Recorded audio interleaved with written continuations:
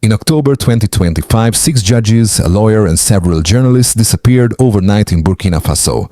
What began as whispers of arrest quickly spiraled into allegations of state-sanctioned abductions, tightening the fog around the government already at war. Did President Ibrahim Traoré cross a line defending his nation, or did fear rewrite the rule of law itself? The countdown to truth had quietly begun. When governments tighten their grip in times of the war, the line between order and oppression becomes dangerously thin. In Burkina Faso, the October 2025 arrest would soon define that boundary, forcing the world to question how far a nation can go to survive.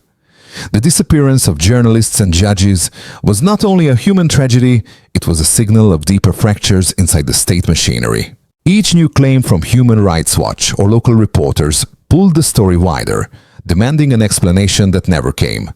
For supporters of Ibrahim Traoré, it was the hard cost of a wartime discipline. For critics, the beginning of an authoritarian slide. The outcome promised to reveal more than political motives. It would expose the struggle between narrative control and the right to truth itself. And as the silence grew heavier, so did the need to know what really happened. The first traces of the October disappearances appeared quietly in local reports before international media took notice. Journalists in Ouagadougou whispered about intelligence vehicles seen outside editorial offices late at night. Human Rights Watch later confirmed that at least 6 judges, 1 lawyer, and several journalists had been detained without charge. The official narrative shifted almost immediately. What began as a security inquiry evolved into claims of voluntary national service. By mid-month, a government spokesman insisted that those taken had joined frontline efforts to combat insurgents threatening the Sahel region. But inside newsrooms, phones stopped ringing, and colleagues removed names from bylines to protect those still missing. The contradiction itself became the story. Were these men and women abducted or enlisted? Burkina Faso's conflict had already consumed much of the country's stability. After years of insurgent attacks, President Ibrahim Traoré positioned himself as the defender of a wounded nation, promising self-reliance and security. His supporters called him decisive. His critics warned that a leader at war could too easily conflate dissent with betrayal. In that volatile mix, the press became both witness and suspect. Each unanswered question added another layer to the uncertainty, an uncertainty that seemed less accidental with every new silence. By late October, one photograph reignited the debate. Traoré, donating blood on camera, portrayed as a symbol of sacrifice. The image circulated widely, intended to unify, yet it also reminded observers of Khalifa, the journalist detained for questioning that very photo.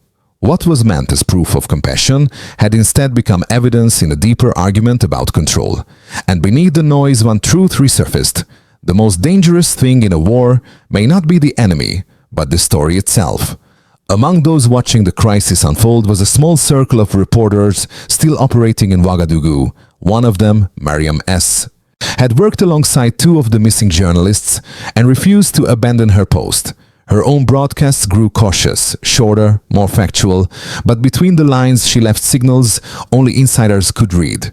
Through Mariam's voice, the outside world began to understand how fear had become part of daily newsroom routine. Editors deleted archives, translators disguised their names, and field reporters were ordered to travel in pairs. For many Burkinabe citizens, the disappearances were distant yet familiar. They had lived through coups, curfews, and shifting alliances. Survival meant adapting to silence. But this time, something felt heavier. The arrests had touched judges and lawyers, the very people meant to guard fairness, and that broke a deeper psychological barrier. Mariam described it as the moment when rumors started to feel official. Across social media, anonymous accounts began uploading testimonies, families demanding answers, soldiers denying involvement, and officials insisting on loyalty. The conversation fractured along political lines, leaving no safe space for neutrality. Through it all, Ibrahim Traoré remained mostly silent, appearing only in scheduled military briefings.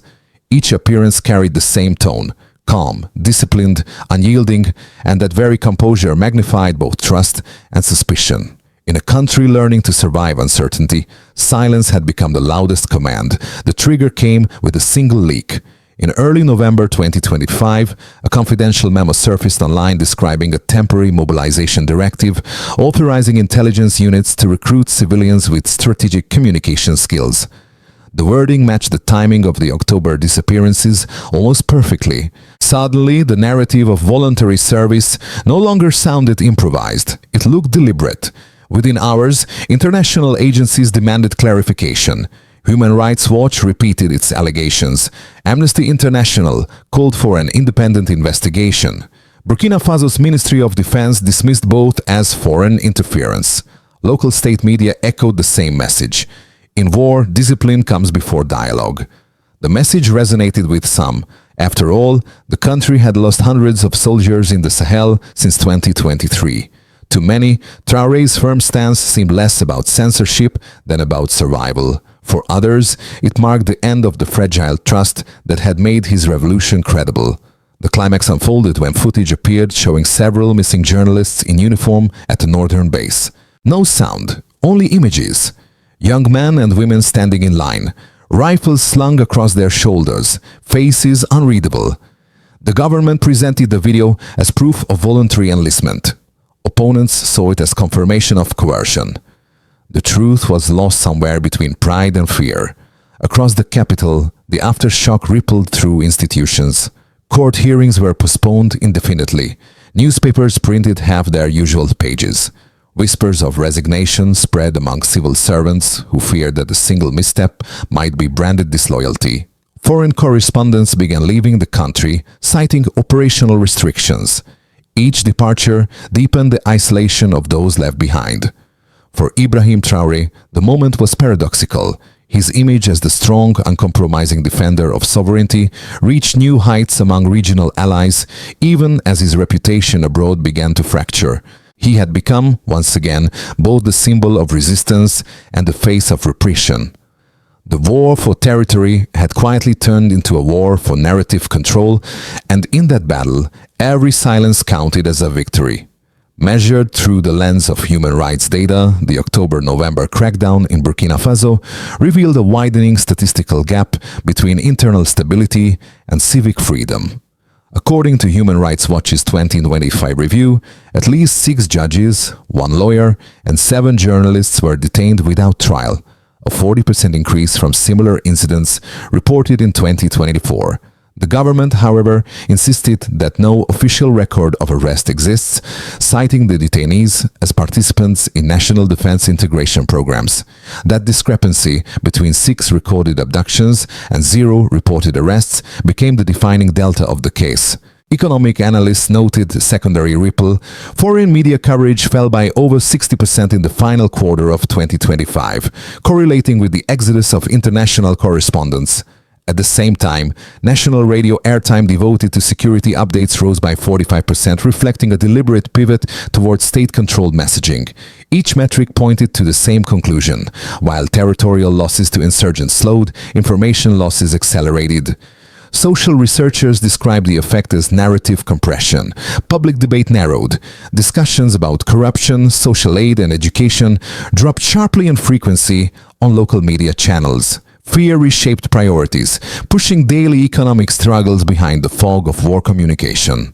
For many Burkinabe citizens, numbers translated directly into emotion. Fewer stories meant fewer certainties. Ibrahim Traoré's administration justified these measures as temporary necessities. Officials argued that disinformation campaigns endangered soldiers' morale and national unity. Yet independent legal scholars countered that the absence of judicial transparency risked eroding the very legitimacy the government sought to defend. In data terms, the short-term gain in operational control came at the long-term cost of institutional trust. The implication extended beyond Burkina Faso's borders. Neighboring states facing similar insurgencies began citing the Burkinabe model as precedent for information discipline. In policy meetings across the Sahel, references to Traoré's approach grew frequent, admired by some for its efficiency, condemned by others for its opacity. The numbers told one story, the silence behind them told another. In this arithmetic of power, subtraction was the new form of control. The debate that followed split even those who had once stood firmly behind the revolution. Supporters of Ibrahim Traoré argued that extraordinary times demand extraordinary measures. Facing terrorist incursions from Mali and Niger, they claimed the government had no choice but to enforce information discipline. To them, journalists questioning battlefield reports endangered troop morale and risked giving insurgents a psychological advantage. Their logic was clear. When words can kill, censorship becomes defense. Critics countered with the same data that officials cited. If the government's war narrative were solid, they asked why would it fear dissent. They pointed out that over 60% of national news coverage now came from state channels, while the number of accredited foreign reporters had dropped by half. Such figures, they said, reflected not national unity, but the collapse of independent oversight. Democracy, they warned, cannot survive on a single voice, no matter how patriotic. The two sides agreed on one uncomfortable fact. Burkina Faso was fighting for survival. The disagreement lay in defining what kind of survival mattered most, physical or institutional. Supporters saw Traoré as the spine holding a fractured nation together. Opponents saw him as a reminder of how easily salvation turns into control. Both perspectives drew strength from the same battlefield reality, yet neither could explain how a war for safety had turned into a struggle over truth. In that tension, the Steelman case revealed itself. Even if Traoré were right about the need for order, could any victory won through silence last? The turning point arrived quietly, hidden in a weekend news cycle. A former intelligence officer, speaking anonymously from exile, claimed that several detained journalists had indeed been reassigned to frontline propaganda units, not as soldiers, but as content producers embedded with troops. The statement reframed everything. The disappearances were not random acts of fear, but a calculated absorption of dissent into the state's communication machine. It wasn't about silencing voices, it was about rewriting their purpose. When international networks picked up the revelation, officials refused comment, yet social media erupted with one question. If truth had been conscripted, what was left to believe? Inside Ouagadougou, Mariam S. broadcast a single sentence before her feed went dark. Her final message read simply, "The story writes itself now." Later, many would sum it up in a single line. Truth had changed uniforms. The consequences of the crackdown spread across every layer of Burkinabe life. For the state, the policy seemed to deliver short-term stability. Security reports in early 2026 noted a 15% decline in insurgent attacks around the northern corridors, attributed to tighter information control and coordinated media briefings. Officials hailed it as proof that unified messaging strengthened national defense. Yet, within ministries, morale faltered. Civil servants avoided email, fearing their words might be read as dissent. The state had survived the noise, but at the cost of conversation. For businesses, uncertainty became the new operating environment. Advertising revenue in independent newspapers fell by over 50%, and foreign partnerships froze pending clarification of press conditions. Telecom firms faced an exodus of international clients after government monitoring expanded under security oversight. What had begun as a wartime measure now bled into the private sector, slowing investment and pushing entrepreneurs towards silence as a form of safety. For ordinary citizens, the emotional toll was sharper. Many who once consumed radio debates switched to music channels to avoid politics altogether. Families of the detained received unofficial promises of release after the war, a phrase that had no fixed date. In towns near conflict zones, local journalists stopped reporting casualties, relying instead on army communiques. Information scarcity bred rumor, and rumor became a parallel truth. For the wider region, Burkina Faso's model of control began to echo. Military-led governments in Mali and Niger referenced the Traoré precedent in their security speeches, portraying it as proof that African nations could resist Western narratives. Regional analysts warned that the approach risked institutionalizing silence as a form of governance. But to some leaders, Ibrahim Traoré's example represented discipline, not danger, a model where loyalty outweighed transparency. The lines dividing authority from accountability grew thinner with each imitation. And across the Sahel, the question persisted, can a nation defend its soul by erasing its voice? In the base scenario, Burkina Faso maintains its current trajectory, limited freedom offset by relative stability. Government control of media remains firm. Insurgent attacks gradually decline, and international criticism fades into routine annual reports. Ibrahim Traoré keeps consolidating authority, presenting his model as a necessary adaptation to a world that misunderstands Africa's wars. The cost: a generation of muted voices and institutions that learn to obey before they reason. In an optimistic scenario, mounting public fatigue gives way to reform. By late 2026, civilian courts resume full operations, granting limited amnesties to journalists and political detainees. A new information charter, drafted with regional partners, restores partial press autonomy while preserving national security protocols. Burkina Faso begins to balance control with credibility, showing that sovereignty can coexist with accountability. Under this path, Traoré's leadership evolves from defiance to endurance, a transition that could redefine his legacy. In the worst-case scenario, the silence deepens. Regional allies adopt the Burkinabe model, turning information discipline into a continental norm. Public trust erodes. Rumors become the new currency of politics. Foreign aid tied to transparency evaporates, and the government tightens its grip further to offset economic strain. In that environment, even truth itself becomes militarized, weaponized by whoever controls the microphone. If that future unfolds, no victory on the battlefield would compensate for the loss of memory. For those outside Burkina Faso, the story of detained journalists can feel distant, another headline in a region too often reduced to crisis. Yet the emotions it stirs are unmistakably human: fear of being unheard, guilt for remaining silent, and a quiet admiration for those who still speak.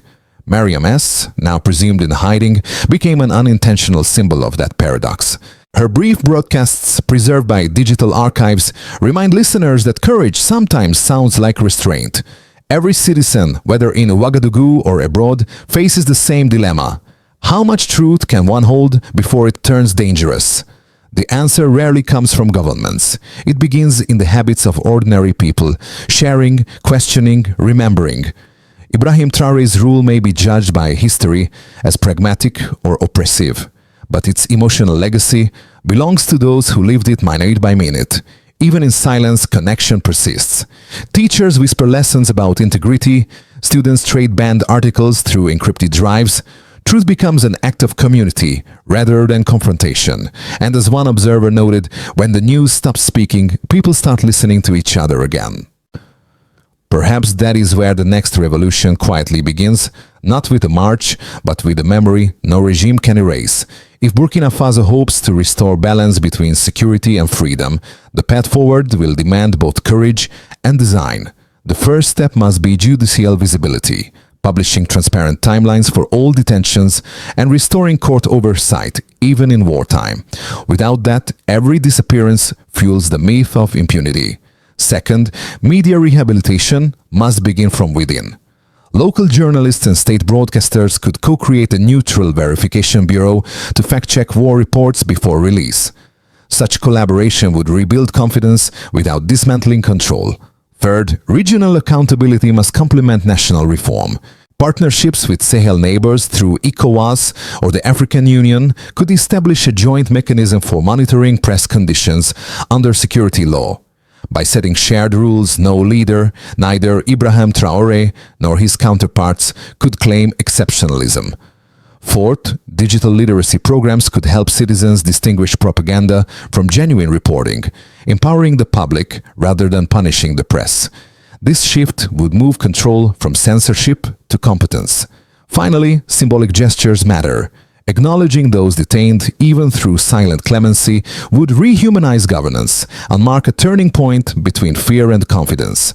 Change may not arrive in speeches or decrees, but in measured acts that make truth possible again. Months later, the newsroom where Mariam S. once worked reopened under a new name. The paint was fresh, the voices fewer, but on a corner desk sat her old microphone, silent, polished, waiting. To outsiders, it looked like decoration. To her colleagues, it was memory preserved in metal.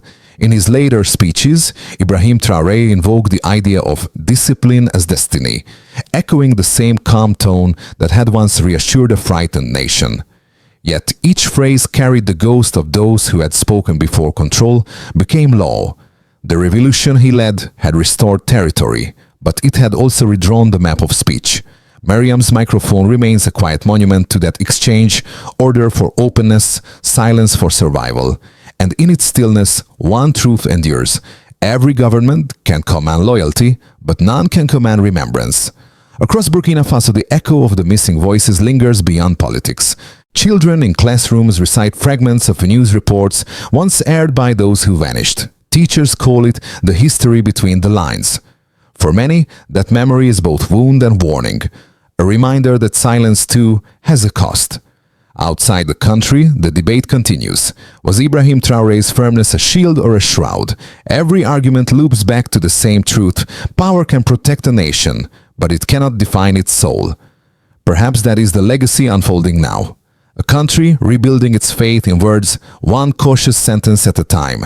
The story of Burkina Faso is still being written. What kind of ending will its people choose?